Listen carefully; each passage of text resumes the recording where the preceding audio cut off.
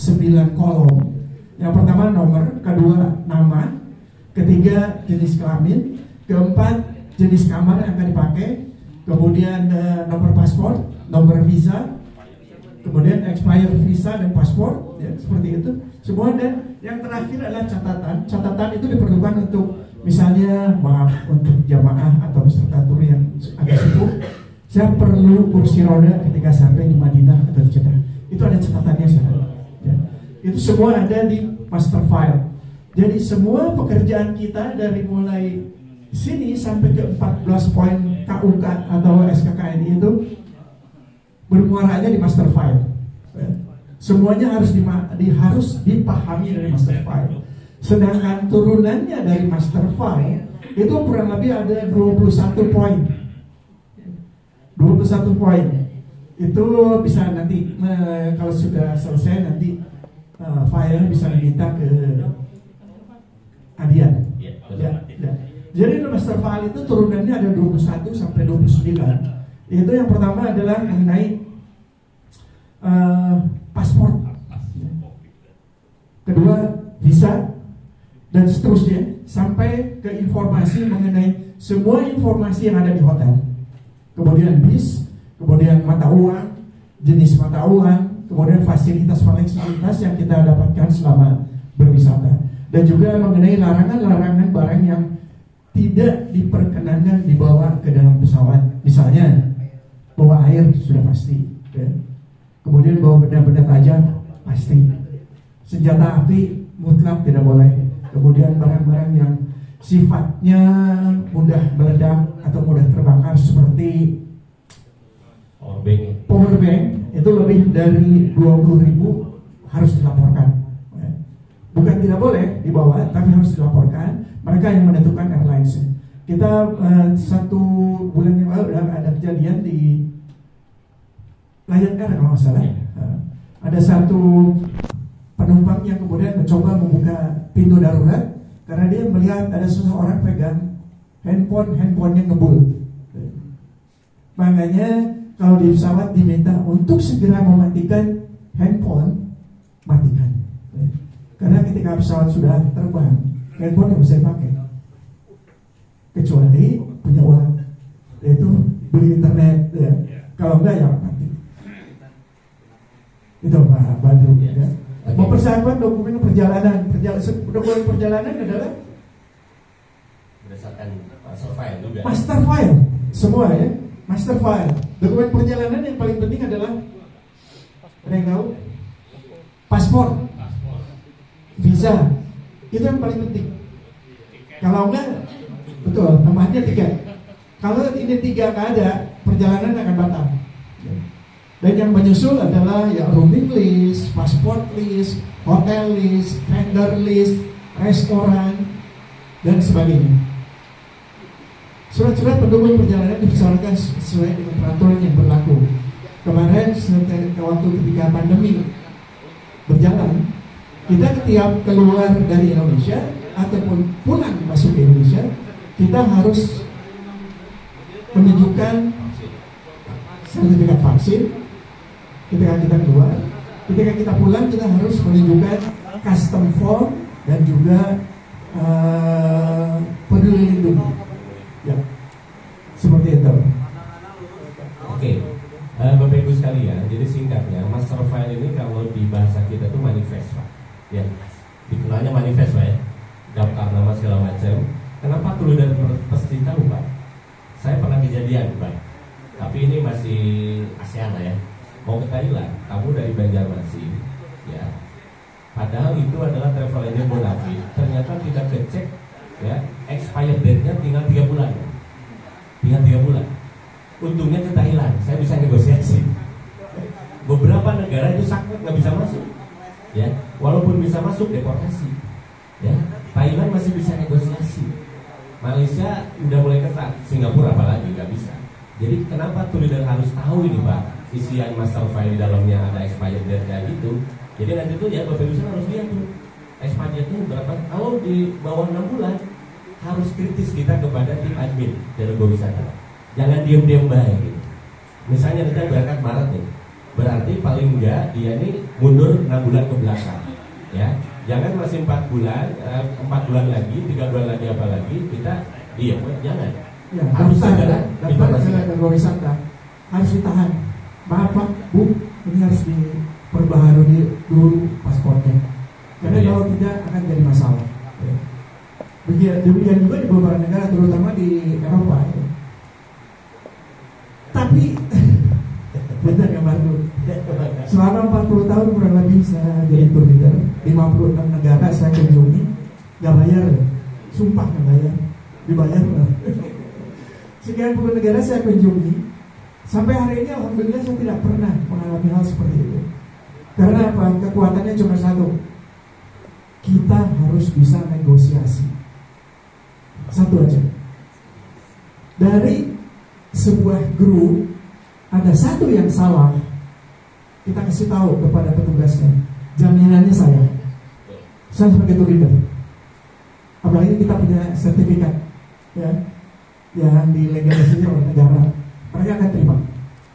Saya ngalami itu. Malah saya ngalami satu hal yang konyol, bodoh, tapi juga ini jadi pelajaran bahwa dengan negosiasi semuanya bisa jalan. Tahun 96 itu lagi, maaf, ini dongeng dulu ya. Ilustrasi aja, pengalaman bahwa negosiasi dan knowledge, pengetahuan kita itu akan membantu kita. Tahun 96 saya bawa grup ke London. Karena tahun 96 adalah boomingnya pariwisata waktu itu, karena uang lagi bagus ya. Dolar aja cuma waktu itu masih 1.600 kalau nggak salah. 96. Enak zamanku toh. Betul. Itu Cengkareng penuhnya udah kayak pasar. Udah, saya masuk, check in, semua sudah selesai. Saya masuk imigrasi. Pas di imigrasi, orang airlines bilang sama saya, yang tadinya 1F itu di kanan menjadi 1A, di kiri, pindah menjadi 1A di kanan. Saya pikir apa? Saya tuh leader, nggak mungkin dia. Saya lari imigrasi, saya terobos karena saya kenal. Terobos, kasih tahu tamu semua, apa? Pindah ke 1A, oke selesai. Kekeliruan kita, kelemahan kita itu bisa terjadi kapan saja. Saya lari terminal 1A, ke gate 1A, langsung masuk pesawat. Ada yang tahu masalahnya apa? Paspor saya masih di imigrasi. Betul, paspor saya masih di imigrasi. Saya sudah di pesawat. Saya tidur di pesawat, tenang aja karena capek kan, tidur aja. Karena kebetulan pesawatnya Jakarta, Abu Dhabi, London. Begitu sampai Abu Dhabi ada pengumuman, ya Pak Penumpang kita akan turun di Abu Dhabi. Saya baru lihat, astagfirullahaladzim, paspor Anda ketinggalan. Betul-betul ketinggalan di Jakarta. Panik, tentu saja, takut, pasti. Tapi ya maaf, dengan pengalaman, dengan pengetahuan, dengan kemampuan kita berbahasa, kita siap. Apa yang mesti saya lakukan? Ya udah, saya cari informasi di pesawat. Ternyata di pesawat itu ada sebuah buku yang menerangkan mengenai berbagai macam, termasuk juga imigrasi di tiap negara. Di situ ada klausul yang menerangkan bahwa seseorang bisa masuk ke suatu negara tanpa paspor asal tidak tersangkut kriminal. Nomor satunya sih teroris, keduanya kriminal dan bukan buronan. Nah, saya pakai yang bukan kriminal. Udah landing Abu Dhabi, saya bilang sama staf Abu Dhabi, saya ketinggalan paspor di Jakarta. Lalu mereka tanya, nah sekarang Anda gimana? Lalu saya tanya sama Anda, saya boleh suruh nggak ke London? Dia bilang, lu berani? Kasarnya gitu, berani sebetulnya. Dilepas saya masuk London. Sampai di London saya ditungguin sama imigrasi, bea cukai dan polisi. Begitu masuk, tanya, tour leader, kalau di Eropa kami bukan tour leader ya. Jadi para asatid semua nanti kalau sudah sampai ke Eropa bukan tour leader namanya, sampai ke Amerika bukan tour leader, tapi tour director. Karena Anda mendirect, ya. Direct, direktur atau manager, memanage ya. Ditanya, kamu tour director ya? Problem saya bilang. Ya kamu dia mau saya gitu. Saya tenang aja, saya bilang. Saya ngaku, oke. Saya ngaku, saya salah. Saya bodoh, tapi saya bukan teroris. Wah, akhirnya negosiasi. Percaya atau tidak, saya di tahun itu adalah orang pertama yang masuk United Kingdom tanpa paspor. Betul. Negosiasi. Hebat. Kita tunjukkan kita siapa. Dengan bahasa yang baik tentu saja. Makanya para asatid selain bahasa Arab, tolong belajar bahasa Inggris. Bahasa Inggris nggak sulit, bahasa Inggris tentu saja nggak sulit. Kalau sudah bahasa Inggrisnya cukup baik, bisa ditingkatkan. Bahasa Jerman sedikit-sedikit, nggak apa-apa. Tapi itu akan membantu. Itu hanya ilustrasi saja ya, bahwa pengetahuan, kemampuan, dan juga bahasa akan menolong kita dalam perjalanan kita sebagai pembimbing ataupun sebagai tour leader. Dan tentu saja percaya diri ya Pak ya. Percaya diri. Jadi ketika negosiasi itu yakin, percaya diri, jadi kitanya kelihatan berwibawa gitu ya. Tour leader harus berwibawa ya. Tour director harus berwibawa. Jangan alah gitu. Jangan kelihatannya kita tuh berada di dalam tekanan, jangan, walaupun ada masalah gitu ya. Jadi teman-teman sekalian, Bapak Ibu sekalian itu akan terlihat sama tamu berwibawa gitu ya. Sama orang imigrasi juga berwibawa. Sama orang hotel, sama driver, sama tour guide di sana, mutawif, justru kita berada di atasnya gitu Pak ya. Betul. Kita sebagai pembimbing jangan mau, maaf ya, tanda petik, didikte oleh mutawif. Kita yang harus mengatur mereka. Maaf, saya beberapa kali bawa umroh, kalau kita landing keluar dari situ, koper sudah di situ, baris gitu. Bukan grup kita saja, beberapa grup, tapi mutawif masih ngobrol aja. Ngobrol sama teman-temannya, padahal kok koper sudah berantakan. Kadang-kadang saya colek, Mas, saya bantuin dia urus koper gitu. Jadi saya membantu mereka, padahal mereka yang seharusnya bantu saya, karena mereka dibayar untuk mengatur itu. Tapi kita tunjukkan bahwa kita sebagai pembimbing yang paham mengenai ketulideran, kita tunjukkan bahwa kita bisa, kita mampu, dan kita berikan contoh yang baik. Demikian juga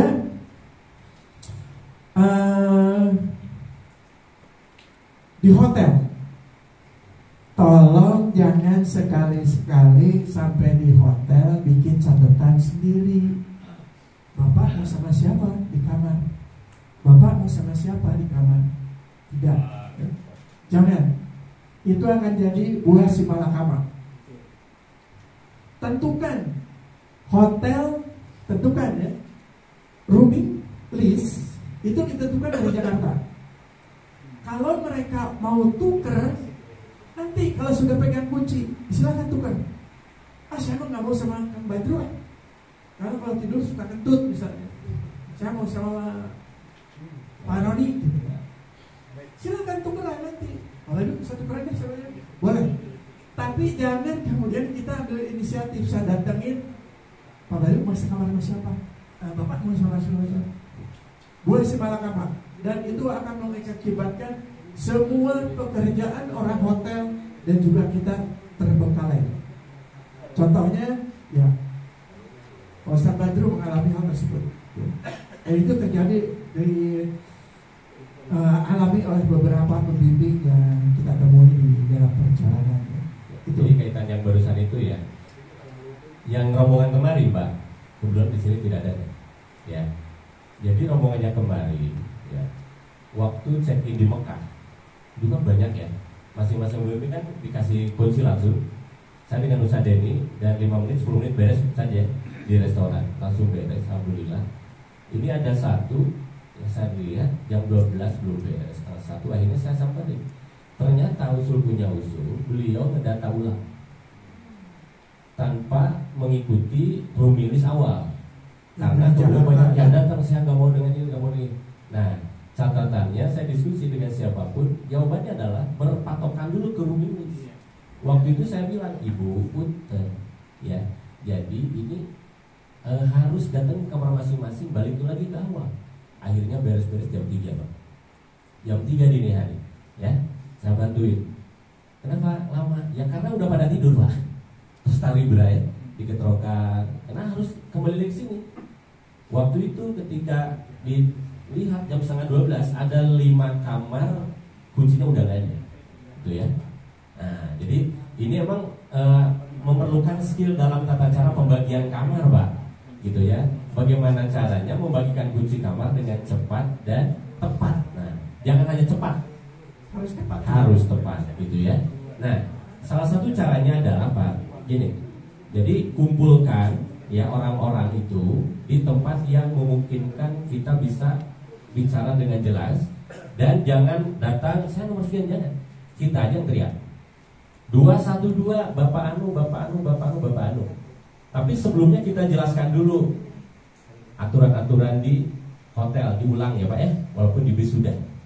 Nah, jadi ketika langsung ngariuk tadinya kita nyari kan lama, kecuali sudah diumumkannya sesuai nomor urut yang waktu itu saya ajarin Pak. Waktu saya informasikan ya, nomor urut Pak masih ingat ya. Jadi jangan nomor kamar dulu, nomor urut Pak kan gampang dan tidak akan ada perubahan. 1 sampai 40 kamar. Saya nomor 30 gampang, langsung 30. Oh Bapak ini ya, Bapak ini. Dan selalu dicek Pak. Jadi jangan 30 oh iya oke, kasih, jangan. Dicek lagi, betul Bapak Anu, Bapak Anu, Bapak Anu. Iya. Yang ambil kunci siapa? Checklist. Kenapa? Karena hal itu akan menjadikan kejadian yang bumerang bagi kita ketika ternyata kita salah ngasih kunci. Cross check kembali Pak, 5 menit, 10 menit beres Pak, kalau seperti itu. Tetapi kalau misalnya kita seperti tadi ya, itu akan berlama-lama dan rawan komplain Pak. Coba Keluhan akan terjadi ya. Keluhan terjadi itu biasanya di langkah pertamanya itu ketika sampai di bandara, mau naik pesawat, suami dan istri terpisah. Udah mulai kesal. Apalagi begitu landing di King Abdul Aziz, koper berantakan. Begitu sampai ke hotel, ternyata nggak cocok. Kuncinya cuma satu, ya kita berpegang saja ke master file, baik mengenai tiket perjalanan, nomor duduk di pesawat. Tapi di pesawat siapa yang pindah? Dekat dengan Pak ini supaya bisa ngobrol, dengan Bu ini bisa ngobrol, boleh. Tapi tunggu sampai pesawatnya terbang dulu. Terbang dulu. Jadi waktu begitu naik pesawat, nomornya misalnya 55A, ya sudah duduk dulu. Oh ternyata isi saya di 62B, biarkan saja. Berangkatnya sama-sama, kok naiknya pesawat terbangnya. Tapi nanti pesawatnya sudah terbang, sudah datar, sudah sign seat belt off, dinyalakan, silakan pindah. Karena grup itu selalu memblocking satu area. Satu area itu selalu diblok oleh grup. Jadi paling tukeran tempat saja. Karena di pesawat tidak mengenal suami dan istri. Yang dikenal di pesawat adalah alfabet huruf pertama nama kita. Jadi kalau A ya di A semua, kalau B di B semua. Nggak ada A sama B, nggak bisa. A dulu, A habis baru B, B habis baru Z bisa. Seperti itu. Jadi kalau mau duduk aja. Nanti yang mau tukeran kemudian. Kenapa itu harus dilakukan? Karena berat badan Bapak, Ibu semuanya itu mempengaruhi kinerja pesawat. Percaya atau tidak? Harus percaya. Karena saya pernah menjalani itu. Profesi saya pernah mengatur itu. Wah, saja bedanya kan sama itu cuma 50 kg. Betul. Tapi 50 kg kali 20 yang melakukan perpindahan seat tanpa lapor. Itu udah berapa? 1 ton. Titik berat pesawat itu ditentukan oleh berat kita. 1 ton bergeser itu akan menyulitkan pilotnya bekerja dan akan menimbulkan konsekuensi yang tidak kita harapkan. Beberapa kali, maaf ya, ini ilustrasi saja. Sebelum tahun 80-an banyak sekali kita lihat pesawat haji jatuh ya. itu disinyalir jatuh karena kelebihan muatan. Disinyalir ya. Nah, qadarullah itu adalah kehendak Allah. Tapi setelah berpuluh-puluh tahun itu disangkakan karena kelebihan muatan. Karena muatan pesawat itu betul-betul ya. Sekarang pesawat Boeing yang 747 aja bahan bakarnya itu kurang lebih sekali terbang itu bisa 700-800 ton sekali terbang. Belum bagasi, belum penumpangnya. Jadi sekali lagi kita harus ikut ke master file. Tapi juga kita kemudian sebagai seorang tour leader harus bisa melakukan time management. Time management. Ketika Bapak Ibu membimbing ibadah umroh atau haji, itu jelas. Kegiatannya jelas. Hari itu adalah misalnya apa? Hari kedua misalnya. Tapi kalau misalnya sudah lepas dari ibadah, kemudian umroh plus atau haji plus ke Eropa atau kemana, maka time management akan jadi sangat penting. Karena semuanya akan berubah drastis. Ya. Karena kegiatan wisata itu di Eropa atau di Amerika atau di Australia dimanapun, itu selalu dimulai jam 5 pagi dan baru kembali ke hotel jam 8, jam 9 malam baru. Jadi ya cukup melelahkan, tapi tour leader ya harus sabar, tahan banting, ya, harus kerja keras terutama. Ya, ya.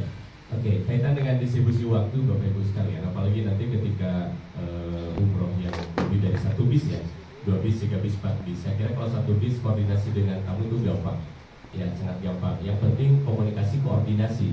Nah, ketika lebih dari 1 bis nih, apalagi ini rencana Maretnya 9 bis lagi ya, seperti itu, umroh akbar. Nah, ini harus ada sinkronisasi antara pembimbing satu dan pembimbing yang lain kan ketika distribusi waktu. Ya, kekurangan kemarin adalah minim briefing Pak. Terus terang, minim briefing. Ya, akhirnya di antara pembimbing itu kadang nggak sinkron. Ya, yang ini kumpul jam 8, ini kumpul jam 9. Ya. Nah, akhirnya ketika saling menyalahkan, saya bilang gini aja, ya ini pasti nggak bakal sinkron karena nggak ada briefing ini kita. Ketika mau ke bandara aja, kita nggak ada briefing untuk berangkat bareng atau berangkat duluan atau yang lengkap berangkat, nggak ada. Itu kan akhirnya karena udah ada yang berangkat hanya berangkat aja. Ketika udah berangkat disalahkan. Saya bilang, loh kok kan nggak ada briefing. Nah gitu. Nah jadi makanya ini harus ada sinkronisasi antara satu pemimpin dan pemimpin lain, dan itu diinformasikan berikutnya di grup WhatsApp jamaah gitu ya. Jadi boleh jadi pagi perubahan-perubahan yang ada itu boleh terjadi di grup pembimbing Pak, boleh. Tapi ketika sudah di grup jamaah diusahakan itu udah final, gitu ya. Jangan ada lagi perubahan. Kenapa? Karena kalau ada perubahan-perubahan berarti belum matang nih pembimbingan gitu ya Pak. Betul, ya. Jadi boleh ketika di grup pembimbing, wah debat ini jangan jam segini, rubah lagi, gitu. Ini kalau bisa gini, boleh kalau di grup pembimbing nih, grup WhatsApp. Tapi ketika sudah final, diumumkan di grup jamaah masing-masing, itu diharuskan adalah yang sudah final. Jangan ada perubahan lagi. Jadi kalau bisa jangan ada bahasa gini. Ini dimungkinkan pasti ada perubahan ke jamaah, tapi kalau bisa itu masih di ranah pembimbing gitu. Ya. Jadi biar tidak ada kontradiksi, jangan ada dosa di antara kita gitu ya, Pak ya. Jadi seperti itu. Jadi kalau misalnya nanti ada jemaahnya kebetulan tanggal 27 Maret ya. Itu adalah dan wisata ngecharter sebuah pesawat, itu dijadwalkan kurang lebih 9 bis katanya. Hari ini bis ke-7 sudah mulai terisi, masih tinggal 2. Koordinasi yang paling penting ya. Jadi di antara bapak-bapak nanti yang 7, kalau misalnya sepakat, tunjuk 1 orang sebagai koordinator. Sebagai koordinator. Jadi apapun harus berkoordinasi.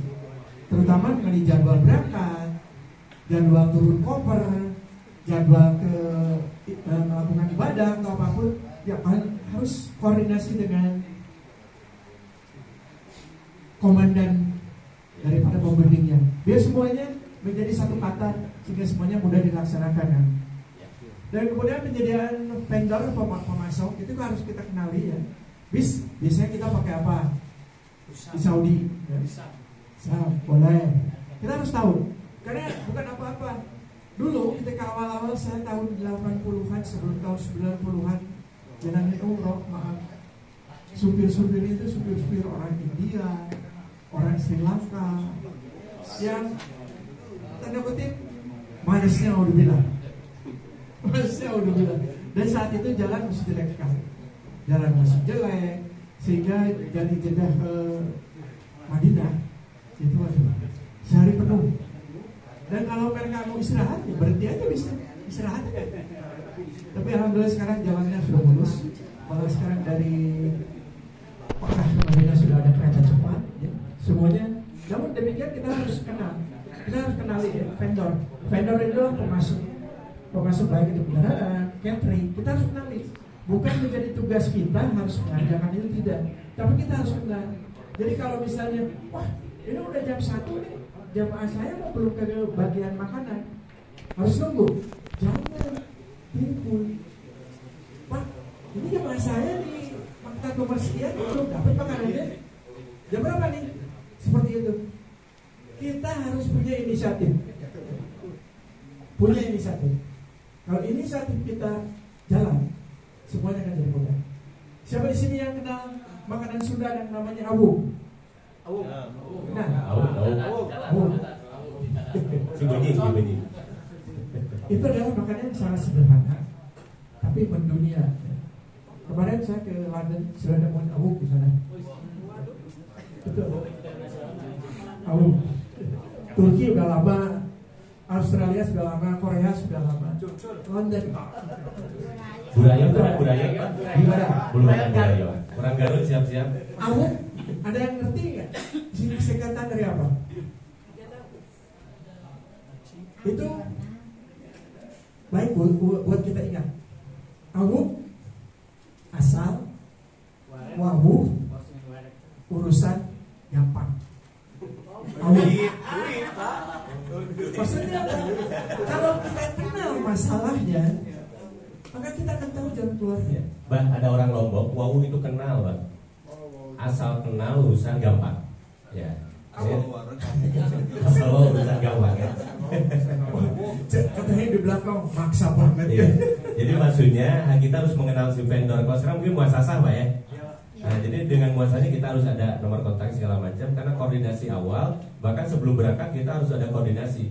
Jadi supaya nanti di sana tuh emang sudah awuk tadi gitu ya. Jadi udah wow, udah kenal. Sudah kita ketahui. Betul. Jangan sampai mendadak di sana, sinyal juga nggak ada, kuota juga belum masuk gitu kan. Tapi kalau sudah koordinasi minimal nanti saya bawa bendera gitu kan. Nah itu adalah cara awal ketika kita menjalin komunikasi dan koordinasi dengan muasasah atau vendor di sana. Ya. Itulah sifat-sifat dasar dari seorang tour leader. Jadi para asatidz semua sudah siap ya. Kalau besok ditanya apa yang saya persiapkan, itu harus sudah tahu. Ya. Harus mempersiapkan AU. Kemudian pengetahuan destinasi, ya tentu saja ini sudah harus kita kuasai ya. Tanpa kita kasih tahu pun harus dikuasai. Misalnya mengenai tempat apa-apa yang bisa kita kunjungi di Jeddah misalnya, atau di Mekah terutama, kemudian juga di Madinah. Jangan di Madinah cuma apa di Mekah hafalnya pasar seng aja, ya, atau pasar kurma. Masih ada pasar seng? Udah nggak ada. Udah nggak ada. Sekarang jadi top. Dulu seng, sekarang jadi top. Top seng. Enggak. Ya, jadi jangan hanya pasar kurma. Kita cari tempat-tempat yang lain. Yang kadang-kadang itu akan memberikan tambahan buat kita, tambahan pengetahuan, tapi juga tanda kutip tambahan pendapatan. Ya. Bisa. Betul, tambahan pendapatan. Karena ada beberapa tempat di Jeddah misalnya yang kemudian tidak termasuk dalam program, tapi jamaah ada yang tahu. Oh, saya dikasih tahu sama ponakan saya, di Jeddah itu ada masjid yang terletak di atas laut. Kita bisa di situ nggak? Di program ada nggak? Nggak ada kan? Jadi gimana? Ya sudah, maaf tanda kutip, kita jual. Bisa seperti itu. Demikian juga di Jeddah, di Mekah, silakan. Kenapa tidak? Itu tidak diharamkan ya. Asal tidak mengganggu jadwal ibadah kita, jadwal program inti kita. Kalau ada waktu, itu hanya ilustrasi saja. Kemudian ya semua juga sudah mengenai destinasi harus ya. Mekah, Madinah harus dikuasai. Terutama karena itu adalah poin-poin daripada perjalanan ibadah kita. Kemudian mengenai perjalanan setelah dari sini, kemudian nanti ada tambahannya wisata ke Dubai, ke Turki atau ke Eropa. Malah Pak Haji Dodi secara umroh plus Rusia kan. Mantap banget ya. Murah. Seperti itu. Jadi harus kita tahu. Saya mulai aktif jadi tour leader itu tidak punya informasi apa-apa. Sehingga kita belajarnya di mana? Di kedutaan. Jadi kalau kita mau tahu Belanda, ya kita ke kedutaan Belanda. Kita pinjam di perpustakaan, kita baca. Nggak boleh dibawa, kita baca. Tapi sekarang nggak begitu lagi. Karena sekarang sudah ada siapa? Mbah Google. Apapun ada di Mbah Google. Jadi kalau ada yang mengatakan, wah saya nggak tahu apa, nggak ada kata nggak tahu sekarang. Dan tour leader Tabuk, pembimbing Tabuk mengatakan saya tidak tahu. Tapi kalau saya tidak tahu gimana Pak? Bilangnya bukan saya tidak tahu, saya belum tahu. Kalau mau bohong bilang kemarin belum ada, mungkin tadi malam bikinnya. Boleh, tapi tabu ya. Kita orang di bisnis perjalanan, tabu mengatakan tidak bisa. Jangan. Begitu kita bilang tidak bisa, insya Allah tabunya kabur. Apalagi sekarang istilahnya pengusaha travel itu banyak sekali ya. Satu, nggak menyenangkan, pindah. Menyenangkan, pindah. Tidak, bukan rahasia lagi ya, satu jamaah bisa memilih di antara 10 travel agent untuk bisa berangkat umroh. Ya. Seperti itu Pak Batu. Ya betul. Jadi Bapak Ibu sekalian, kaitan dengan ini nih, destinasi. Kan kadang menjadi perdebatan. Emang pemimpin itu udah perlu tahu gitu kan? Kan di situ ada mutawif, ada guide. Pak, jamaah akan sangat menghargai kita ya. Terkesan dengan kita ketika pemimpin dan tour leader ketika ditanya jawabannya bukan oh nanti ada motor, enggak gitu, tapi langsung menjelasin gitu Pak ya. Bahkan banyak hal yang justru motor tidak tahu gitu Pak ya. Salah satu cara saya selain di Mbah Google adalah ngobrol dengan orang tempatan Pak. Ya, ketika misalnya Bapak Ibu ketemu di sana dengan orang Jordan, ketemu dengan orang Madinah asli, ngobrol Pak ya. Padahal dia misalnya tukang bebersih gitu Pak ya. Tapi kita ungkap kenapa dia kerja di situ, berapa gajinya, berapa lama dia kerja di situ. Kita ceritakan kepada jamaah, itu suatu hal yang luar biasa, ya. Itu kan jarang ada di Mbah Google tuh, ya. Atau contoh misalnya di kebun kurma itu ada tukang bakso, ternyata orang Cianjur, ya betul kan? Itu kedekatan bakso, ya kan? Hade gorengku bakso, kan? Nah, hade gorengku bakso. Jadi bakso itu bisa mempersatukan semua orang. Ya. Nah, ketika ke kebun kurma, sebelumnya kita ceritakan nanti di sana ada bakso orang Cianjur. Wah, dengan kedekatan orang Sunda langsung orang mana? Tuh orang Cibiru, ya. Itu akan menjadi sesuatu hal yang terkesan. Bukan hal yang lainnya dulu gitu ya. Tapi hal-hal yang menurut asal sepele, tapi bagi jamaah itu terkesan, gitu ya. Nah itu bisa digali dari siapapun. Sangat terkesan ketika kita bisa